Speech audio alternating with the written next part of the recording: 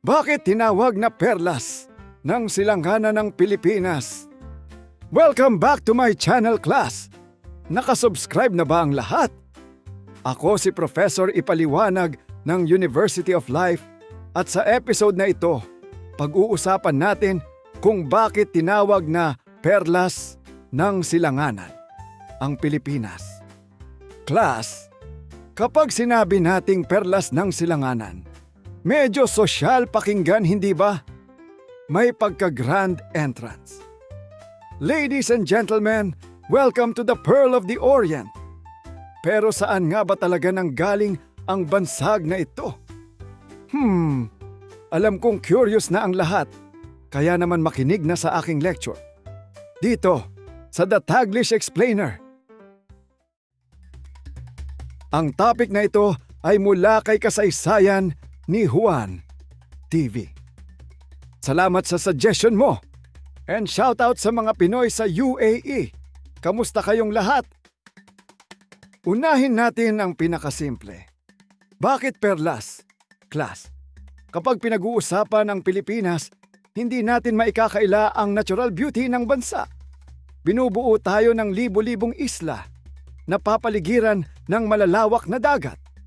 At meron tayong mga bundok, kagubatan, ilog, coral reefs, at iba't ibang uri ng yamang dagat at yamang lupa.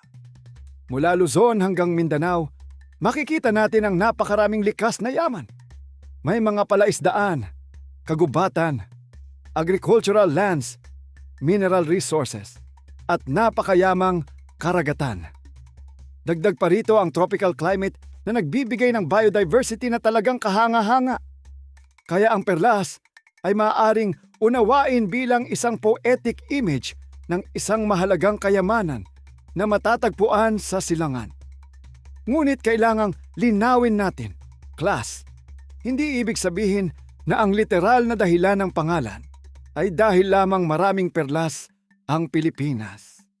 Ang bansag ay mas malawak na simbolo ng kagandahan, yaman, at halaga ng kapuluan.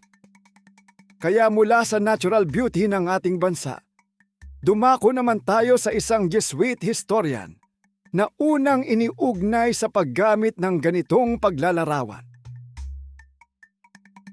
Noong araw, may isang Spanish Jesuit missionary at historian na nagngangalang Padre Juan J. Delgado.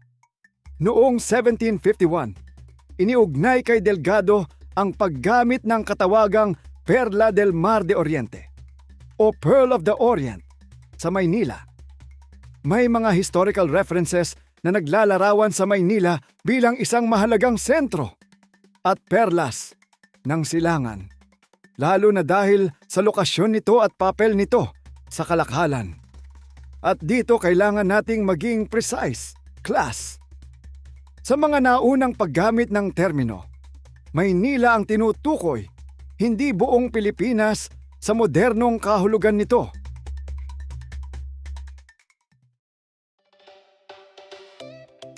Mahalaga ang distinksyon na iyan dahil kapag sinabi nating Pilipinas, iniisip natin ang buong arkipelago. Samantalang sa historical context ni Delgado, nakasentro ang paglalarawan sa Maynila bilang mahalagang lugar sa kalakalan at sentro ng kolonyal na pamamahala. At mula sa isang paglalarawan na nakaugnay sa Maynila, dumating tayo sa isang taong nagbigay rito ng mas malawak at mas makabayang kahulugan, ang ating pambansang bayani. Ngayon, class, dito naging mas malalim ang kahulugan ng perlas ng silangan.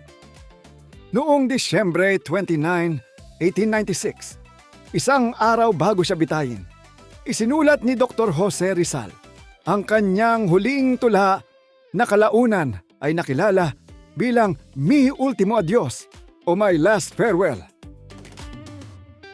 Fun fact muna, class. Hindi mismo binigyan ni Rizal ng pamagat ang tula.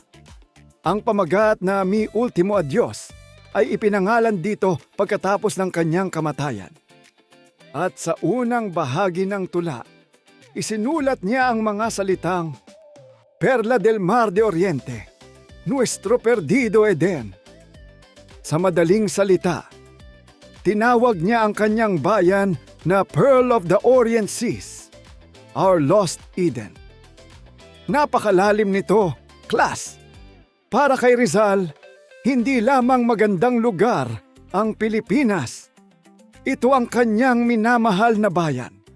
Isang lupang itinuturing niyang mahalaga. Ngunit sa panahong iyon ay nasa ilalim ng kolonyal na paghahari. At ngayon, class, punta tayo sa parte na siguradong narinig na ninyo ng maraming beses. Kapag tumayo tayo sa flag ceremony at nagsimulang tumugtog ang lupang hinirang, naririnig natin ang linyang Perlas ng Silanganan. Bayang magiliw, perlas ng silanganan. Ang Filipino version ng lupang hinirang ay nagkaroon ng ganitong linya sa mga pagbabago sa opisyal na Filipino lyrics. Ang 1960 revision. Ang phrase na ito ay nagsilbing salin o Filipino rendering ng Spanish expression na tumutukoy sa Pearl of the Orient. At dito naging bahagi ng pambansang identity ang expression. Kaya class, kapag kinakanta natin ang lupang hinirang, hindi lang pala tayo basta nagsasabi na maganda ang Pilipinas. Inaawit natin ang isang imahe ng bansa bilang mahalaga, minamahal, at may sariling dangal. Since pinag-uusapan na natin ang perlas, alam nyo ba na ang Golden South Sea Pearl ay tinaguriang national gem ng Pilipinas at umabot na ito hanggang Miss Universe crown? Oo, class! Ang Lumiere de l'Infini, ang kauna-unahang Filipino crafted crown para sa Miss Universe, at iyan ang aalamin natin sa susunod nating lecture. O ayan, class, malinaw na kung bakit tinawag na perlas ng silanganan ang Pilipinas. Simbolo ito ng kagandahan, yaman at halaga ng ating bayan. Mula sa paggamit ng katawagang ito kay Padre Juan J. Delgado, sa makabayang tula ni Dr. Jose Rizal hanggang sa lupang hinirang, naging bahagi ito ng ating pambansang pagkakakilanlan. Kaya class, ang perlas ng silanganan ay hindi lang bansag, may kasaysayan at pagmamahal sa bayan na nakapaloob dito.